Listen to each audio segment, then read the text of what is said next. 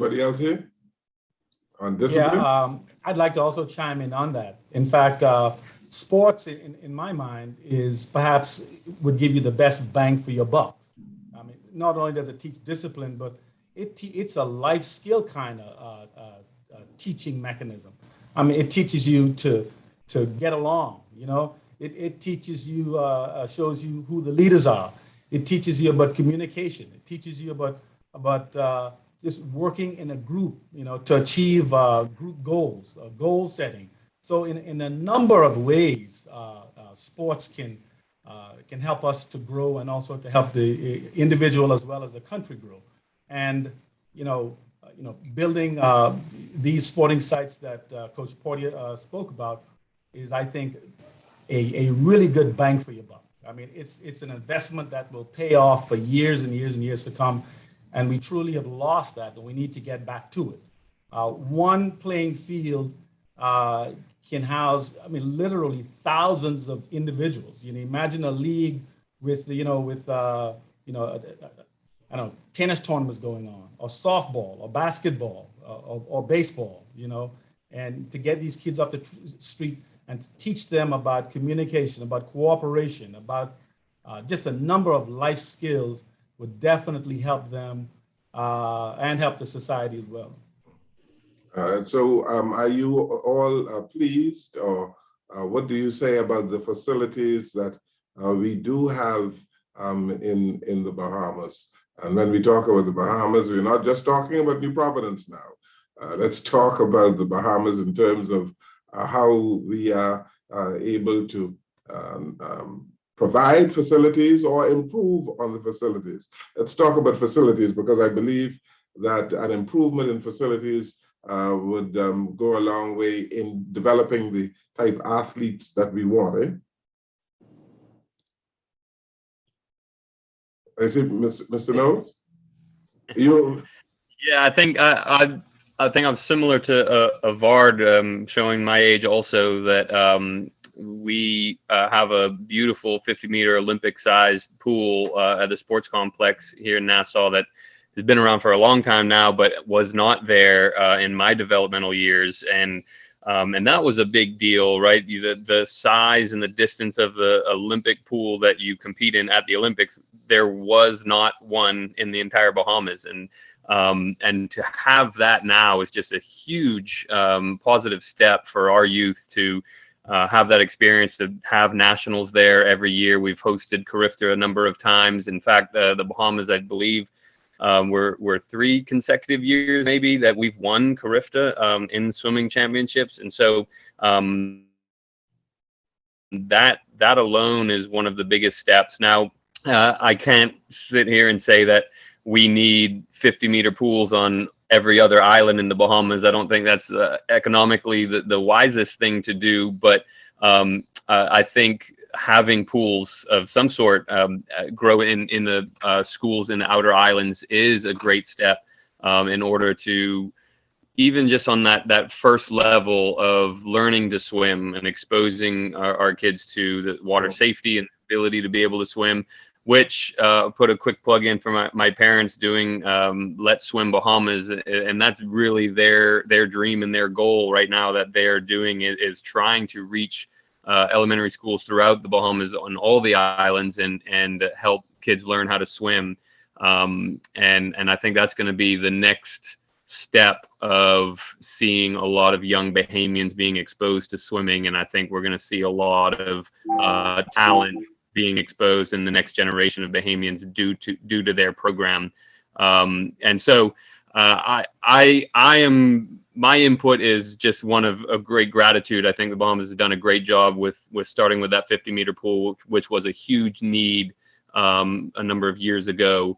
And now I think my parents are taking it to the next step of exposing even the out island elementary school students to the sport of swimming. Richardson, you spoke about Freedom Farms and other facilities. It seems as though we are developing quite a cadre of young men in baseball. So our facilities are working, eh?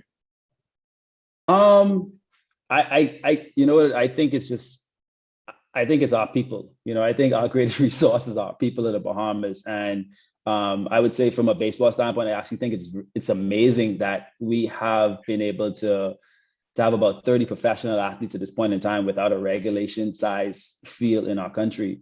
And so I think we're doing a really good job. So the people that are in charge of development in the baseball space, I think kudos to them, because I don't think you could go anywhere else in the world and find a situation where they don't have the resources of the baseball tools and producing that much talent in that area. So to answer your question, Ambassador Jones, I think finding a way to improve the facilities across the country, and I would say this, my guess would say, I'd say this across all sports would definitely be advantageous for our athletes and our youth athletes in the development process. I think we're talking about how successful we have been as a country, and it's with, in my opinion, minimal resources. And so the thought of what the country could look like with a little bit more investment in those areas from a resource standpoint is mind blowing,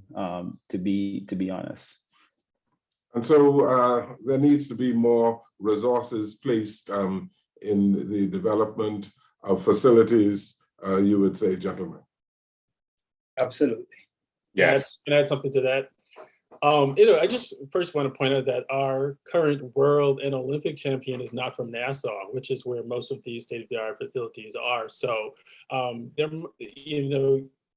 was the name that kind of came out of nowhere, and UC would actually become. So there are more people on those islands that are possibly like that.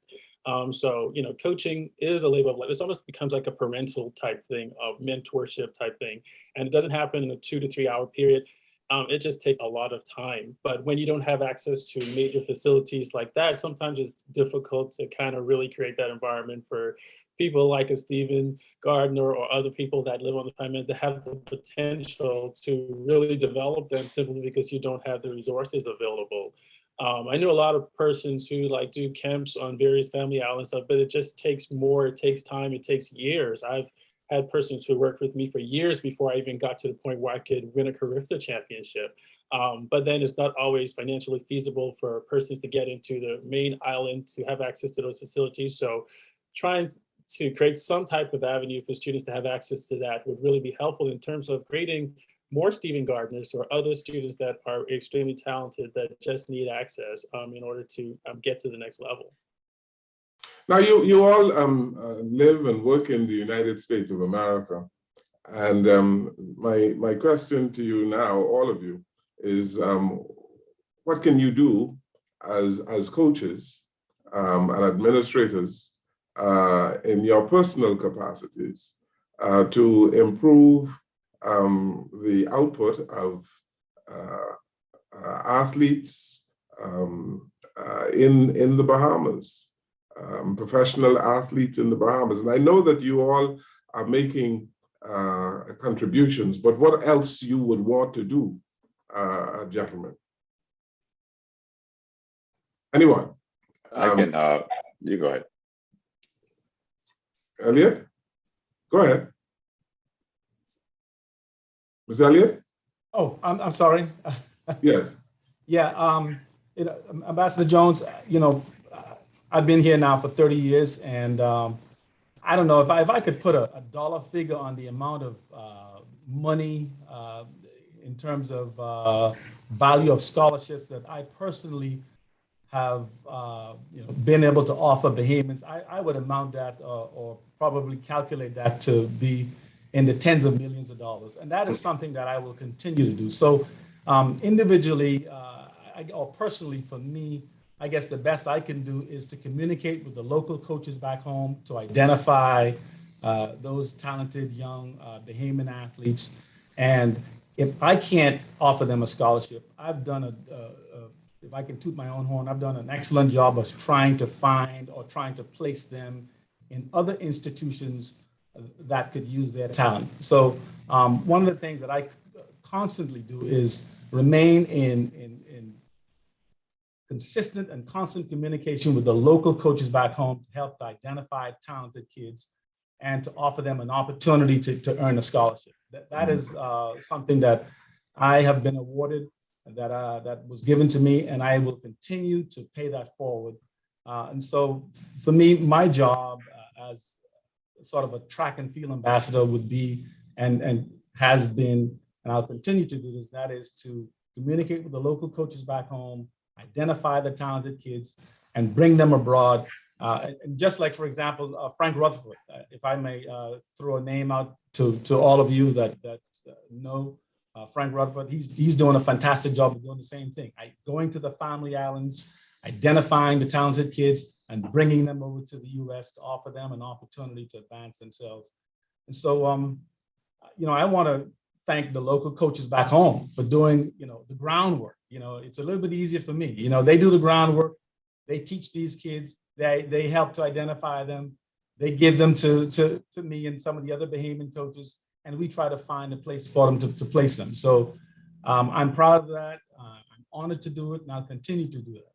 You mentioned bringing them back to the United States. Can't we develop a program in all the disciplines, in all of the sporting disciplines in the Bahamas, so that people would not have to necessarily travel to the United States? Or are you saying that it is best to travel to the United States for advanced training?